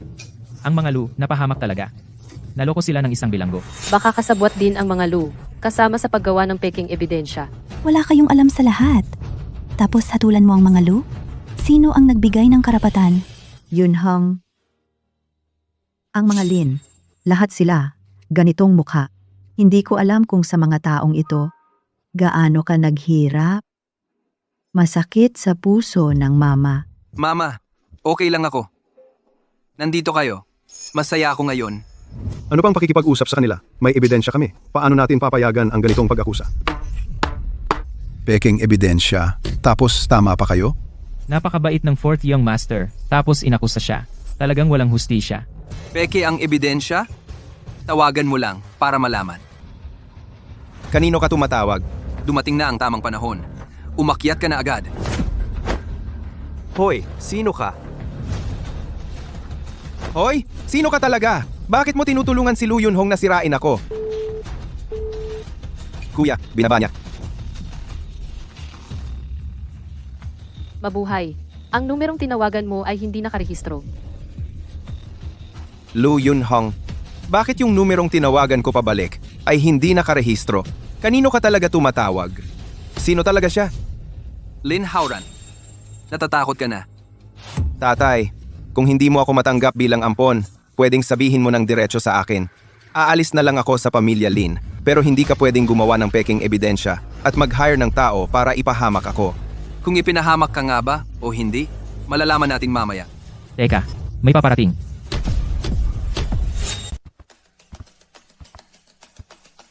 Nandito ka na. Uwa. Ikaw yung kausap ko sa telepono kanina.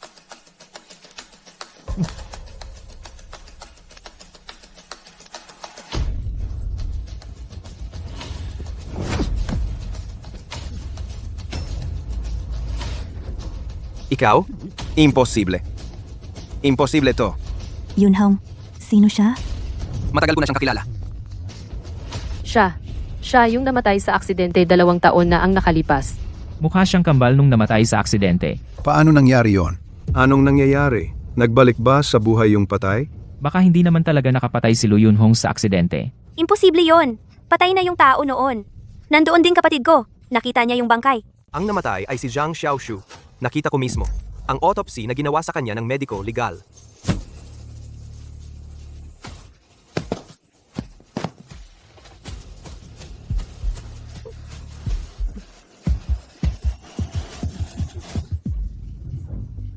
Hauran, anong nangyari sa'yo? Masama ba ang pakiramdam mo? Nanay, nataranta siguro si Haoran sa nakakatakot na eksena ng aksidente noon. Lu Yunhong, Nagdala ka ng isang tao na kaparehong-kapareho ng namatay sa aksidente noon para takutin kami. Ano ba talaga ang gusto mong gawin? Ginagawa ko lang sa inyo ang ginawa ninyo sa akin. Oy, pulis ba ito? Gusto ko magreklamo. Nandito sa amin, ang pumapatay, ang mamamatay tao. Hindi. Lynn Howran, huling pagkakataon na ang ibibigay ko sa'yo. Ikaw mismo ang magsabi ng totoong nangyari noon sa lahat. Huwag kayong lumapit. Huwag kayong lumapit sa akin. Howran, kumalma ka. Noon, malinaw na namatay yung taong nabangga ko. Binobola lang ako ni Lu Yunhong. Alam mo namang duwag ako. Ang aksidente noon, malaki ang naging epekto sa akin. Trauma talaga. Ngayon, may pinahanap ka pang tao para takutin ako. Ano ba talaga ang gusto mo? Kuya Yunhong, ayaw niyang aminin. Wala na akong magagawa. Magiging brutal na ako. Sino ang tumawag ng pulis? Ako ang tumawag. Siya. Ang pumatay. Hindi ako. Hindi ako. Hindi ako. 2 taon na ang nakalipas. Ang kapatid kong kambal ang nabangga mo.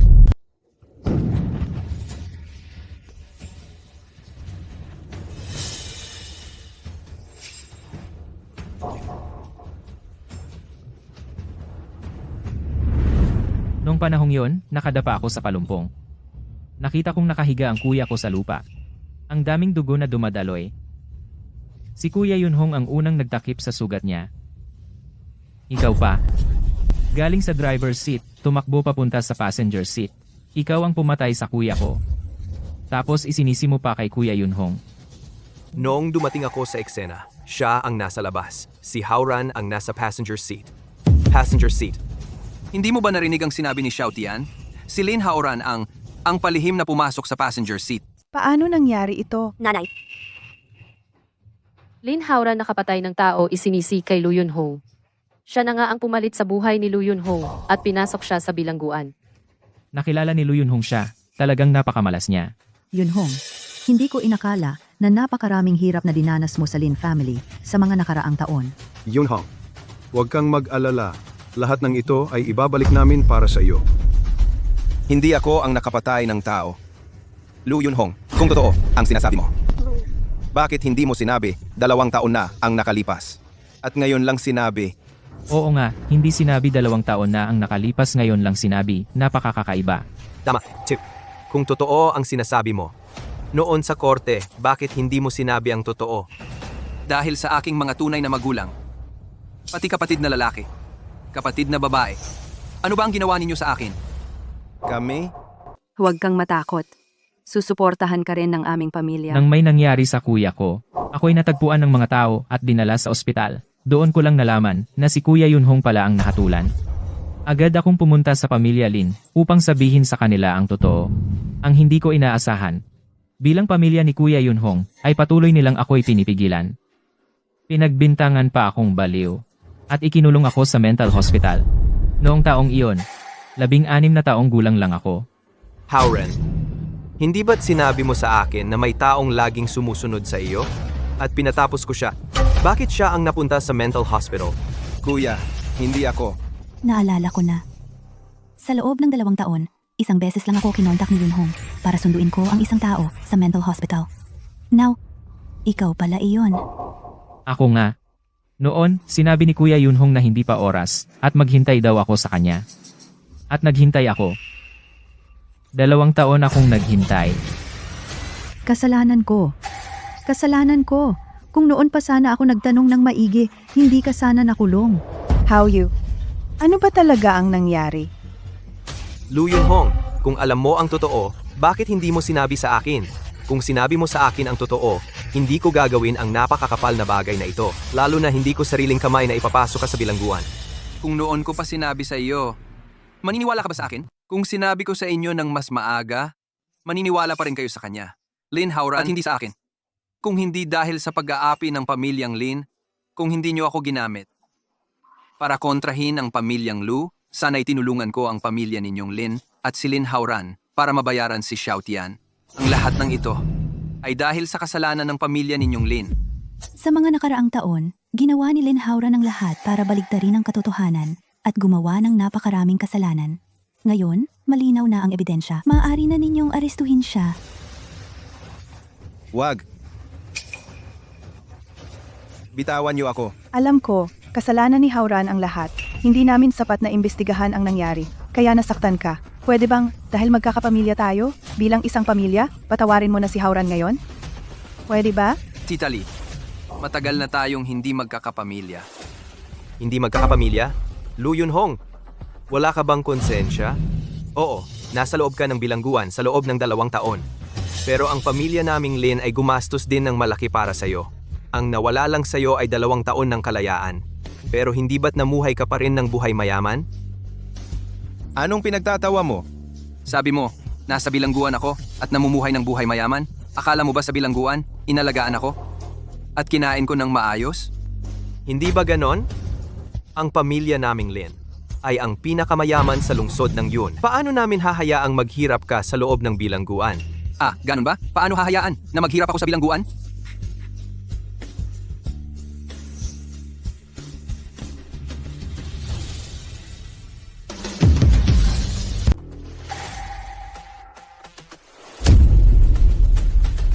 Ito, noong bagong dating lang ako sa kulungan. 3 araw akong hindi kumain. Dahil lang sa pag-agawan namin sa kalahating tinapay, ginamit nila ang posporo at tinuhog ang braso ko. At ito, noong 2 taon. Nang gumanti ako, pinatungan nila ako at sinugatan ng pira-pirasong plato. Sabi ng doktor, konting-konti na lang. Ang tendo ng kamay ko ay mapuputol na. At ito, nang nakapagpababa ako ng sentensya dahil sa mabuting asal at malapit ng makalaya, bigla na lang akong pinagtripan nila sa gabi. Ginamit nila ang mga pako na itinago nila ng maaga at tinuhog ang baywang ko.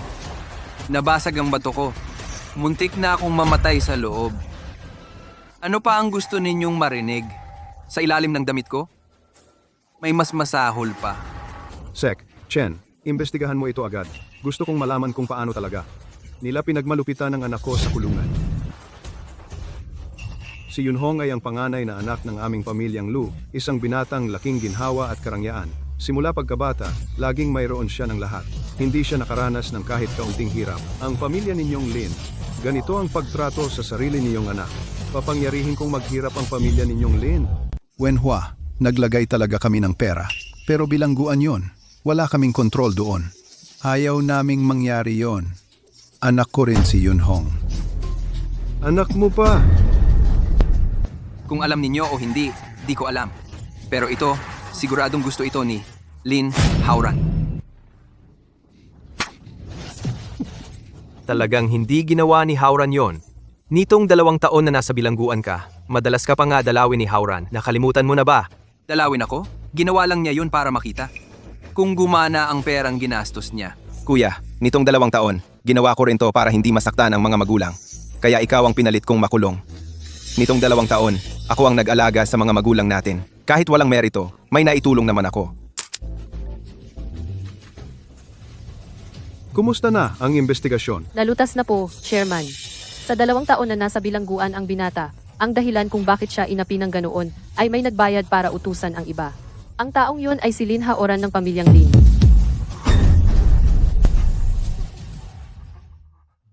Hindi ko inakala na si 4th Young Master ng pamilyang Lin ay ganitong klaseng tao pala.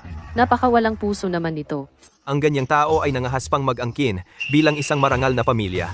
Pinakain at pinalaki siya ng maayos ng pamilyang Lin. Pinakain at pinalaki siya ng maayos. Nais pa niyang patayin ang tunay na anak nito. Ang ganyang tao, talagang napakasama. Lin Hauran. Ayoko lang kayong mawala. Dahil ba sa takot, kaya ganyan kakabalasik? Kuya, sabi mo, ako ang pinakamamahal mong kapatid. Maniniwala ka sa akin, di ba? Ang pinakamalaki mong pagkakamali ay ang kalimutan na si Lu Yunhong ang tunay kong kadugo at kapatid.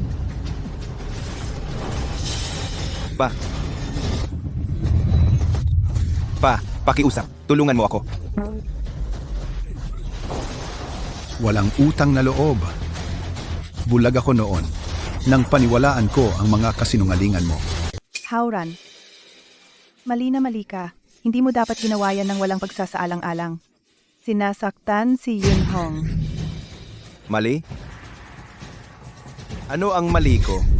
Ang totoo, ang pagdating ni Lu Yunhong ang sumira sa buhay ng bunsong anak ng pamilya Lin. Ginawa akong isang taong walang nagmamahal, isang batang kalye na walang nagmamahal at nag-aalaga. Ma, ang pinakagusto kong gawin sa buhay ko ay manatili sa tabi mo. Manatili sa pamilya Lin. At ngayon, nasabi mo pa ang mga salitang, yan? Bakit hindi ko masasabi ang mga ganyang salita? Ang mali ay kayo. Kayong apat ang nagpalit sa amin ng mali. Dapat kayong magbayad sa akin. Ikaw, taong walang utang na loob, walang kagandahang loob. Ang trato ko sa'yo, mas mabuti pa kaysa sa sarili kong anak. Para sa ikabubuti ko, ako ay isang instrumento lamang ng pamilya Lin para ipagmalaki. Sino ang makapagbibigay ng karangalan sa pamilya Lin? Siya ang paborito mo. Ako ay isang manika lamang. Isang piyesa sa laro. Ikaw,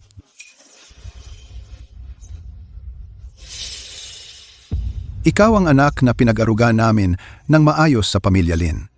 Paano mo nagawa ang napakaraming masamang bagay na ito? Si Yunhong ang tunay naming anak.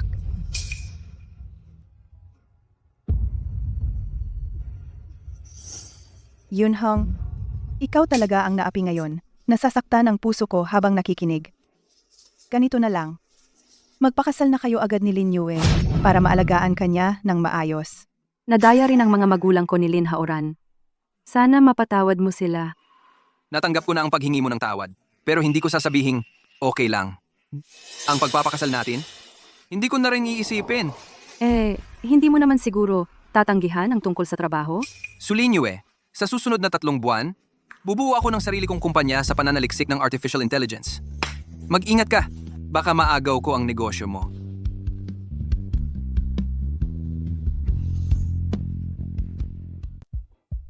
Dahil kaibigan kita, kaya pinakiusapan ko si nanay na tulungan ka. Sayang, hindi mo pinahalagahan. Hindi ako susuko. Anak, huwag kang malungkot. Hindi bagay si Sulinyue sa'yo. Mayroon pa tayong 8. 8? Nanay, patawarin mo na ako. Anak ko, tara na.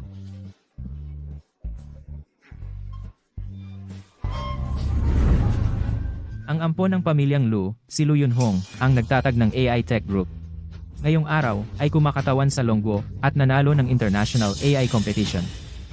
Ayon sa balita, ang grupo sa AI sa pananaliksik ng proyekto ay nakagawa ng malaking pambihirang tagumpay. Ang karangalang ito, dapat ay sa pamilyang Lin. Hindi, si Lu Yunhong yan. Ang mga karangalang ito ay para lamang sa kanya at sa pamilyang Lu.